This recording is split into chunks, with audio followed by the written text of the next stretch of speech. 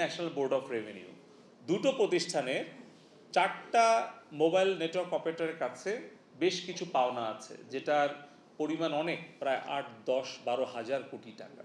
তো এটা নিয়ে গতকালকে আমি এনবিআর এর চেয়ারম্যানের সাথে এবং বিটিআরসির চেয়ারম্যানের সাথে আমি কথা বলেছি, বৈঠক করেছি, এবং আজকে বিকালে আমি মোবাইল নেটওয়ার্ক অপারেটর এবং বিটিআরসির প্রতিনিধিকে ন্যাশনাল বোর্ড অফ রেভিনিউতে, রাজস্ব বোর্ডে পাঠাবো, এবং তারা কোনটা কোনটা কোর্টে বিচারাধীন আছে, কোনটা কোনটা আউট অফ কোর্ট আমরা সেটেল করতে পারি, এবং কোনটা কোন মোবাইল নেটওয়ার্ক অপারেটরের কী প্রস্তাব আছে, এগুলো বিবেচনায় নিয়ে আমরা বিটিআরসির এখতিয়ার কতটুকু আছে, কারণ দেখা যাচ্ছে যে 12,000 কোটি টাকা আমরা পাই, 12 বছর ধরে এটা পাওনা আছে, সেটার আবার ডিলেইড একটা ইন্টারেস্ট আছে।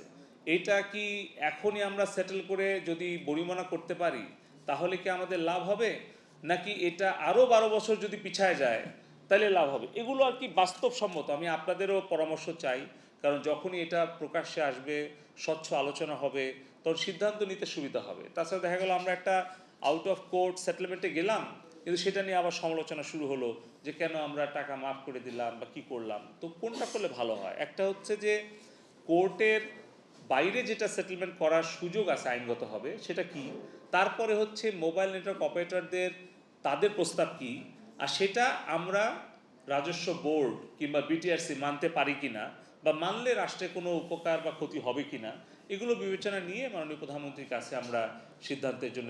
আমি বলবো যে এটা যে ব্যক্তি বা যে প্রতিষ্ঠান যেই হোক না কেন, তাদের অবশ্যই বাংলাদেশের প্রতি, বাংলাদেশের স্বাধীনতা, সার্বভৌমত্ব, মুক্তিযুদ্ধের চেতনা, এগুলোকে সমুন্নত রাখা উচিত।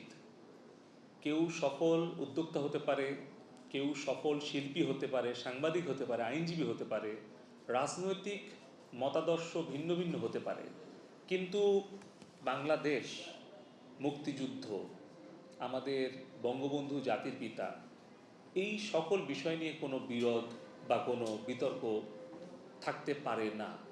তো সেই ক্ষেত্রে কেউ যদি কোনো মুক্তিযুদ্ধের চেতনার বিরুদ্ধে কোনো মতামত বা অবস্থান নেয়, অবশ্যই আমাদের তো কথা আছে যে দুর্জন বিদ্বান হইলেও পরিত্যাজ্য।